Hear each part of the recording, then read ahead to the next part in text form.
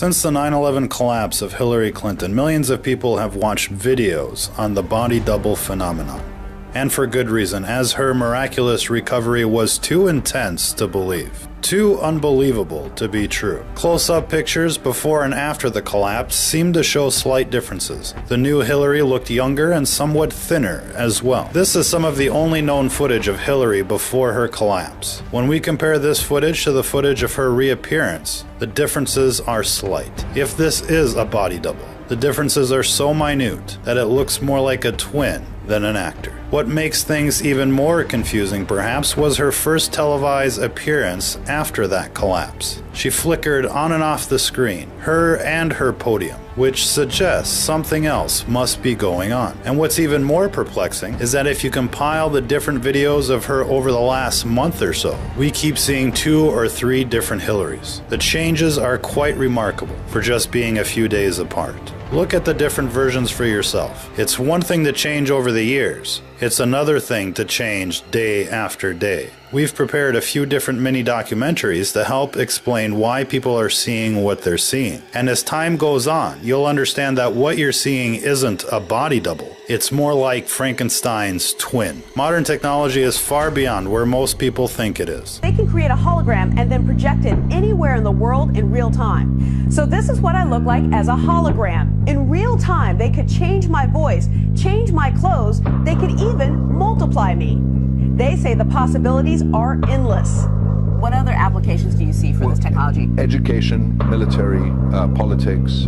It can be applied across the board. LED technology has improved so much that you can, in fact, today project a hologram in daytime without the need for darkened spaces. But this wasn't the first time a hologram performed on stage. You just heard the mainstream media report that this technology can be used in broad daylight and for politics. As for this footage here, this isn't compression error. This isn't some kind of bandwidth glitch. This has to do with what's referred to as chroma key layering. When you can see straight through the person and see the layer behind them, that's a chroma key error. And so if this is fake, then the implications here are huge. Right now we're standing inside Light Stage 6, which is our lab's largest device.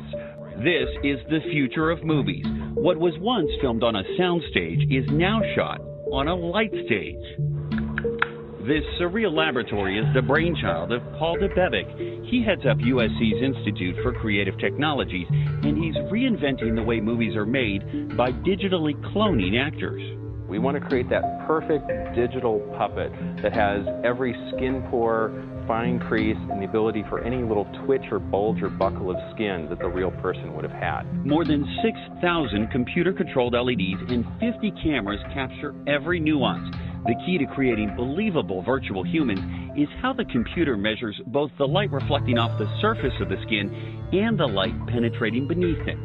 That raises a really interesting question, because if all that information is stored, eventually you could actually make a film with an actor who's no longer alive. Hopefully they can never do that without TV news anchors. It's really scary. Yeah, well.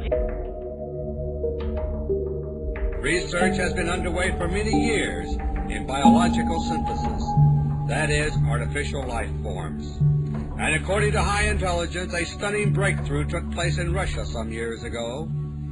The Russians refer to this breakthrough as a providential discovery, something they learned almost by accident. They discovered the key to creating what are known as organic robotoids. An organic robotoid is an artificial robot-like creature. It looks and acts exactly like a human being, and yet it is not human. A robotoid is alive in a biological sense, but it is an artificial life form. Robotoids respond to conventional routine medical tests in the same way as humans do.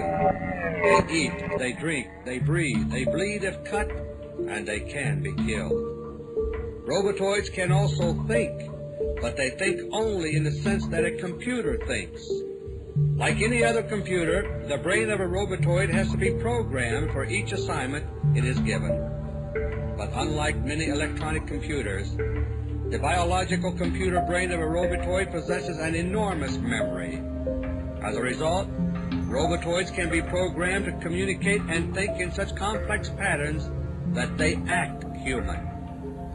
Organic robotoids are remarkable creatures, but they have many drawbacks. They don't grow or reproduce, but must be manufactured one by one in the desired form. They also have a very limited lifespan, measured in months or even weeks, depending upon how they are utilized. This is due to the fact that their metabolism, while it resembles that of humans, is very inefficient. A robotoid can be manufactured on very short notice, a matter of hours. But after a few weeks or months, it suddenly begins to degenerate physically and mentally. When that takes place, the robotoid has to be removed from service and disposed of. To extend its useful life as much as possible, a robotoid is customarily cooled down to slow its metabolism between assignments. Organic robotoids are extremely expensive, troublesome creatures to produce and utilize. And robotoid capabilities do not exceed those of human beings. All they can really do is simulate human beings. But my friends, for intelligence purposes, that's all they have to do. To produce an organic robotoid, it is necessary to have a pattern to go by. The pattern required is that of genetic coding, taken from a few cells from the body of a human being. In this respect, the Russian technique sounds like cloning, but the technique itself is totally unrelated to genuine cloning. A robotoid is produced within a matter of hours, and it simulates the human donor at his current age. Like any man-made copy of anything, a robotoid is never a perfect copy of the human that is to be simulated. There's always small discrepancies in appearance and behavior, but these are seldom great enough to arouse any suspicion.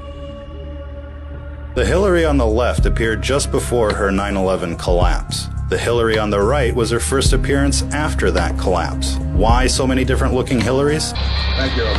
The white-haired man in the center is a synthetic person. Our first clue is his rate of blinking. He is blinking so fast that it is comparable to REM sleep, rapid eye movement. Whenever you insert a DVD into the drive bay or you plug in a USB drive, you'll notice a blinking light as the computer reads the data. Fast blinking means data reading or transmission.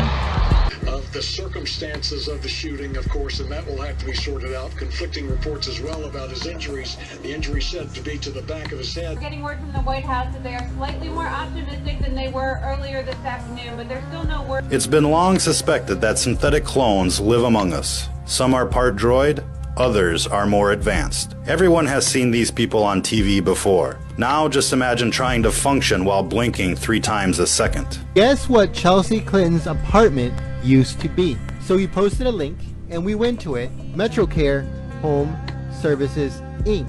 The address, which is Chelsea Clinton's address to the point, 21 East 26th, 4th floor, New York, New York. And there is only one apartment per floor in the building. The yellow pages, the New York yellow pages, this is kind of crazy.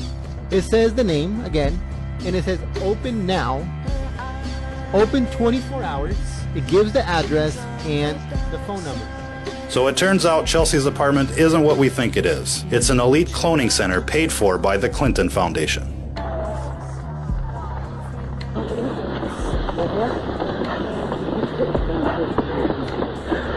Moments later, the president was driven into Camp David, and Mrs. Carter was rushed there from the finish line. But 2 hours later, saying he had to be dragged off the course, the president showed up. Unfortunately, this phenom is nothing new. It's been happening for decades. It's time for people to wake up and smell the clones. If you're listening to this, you are the resistance.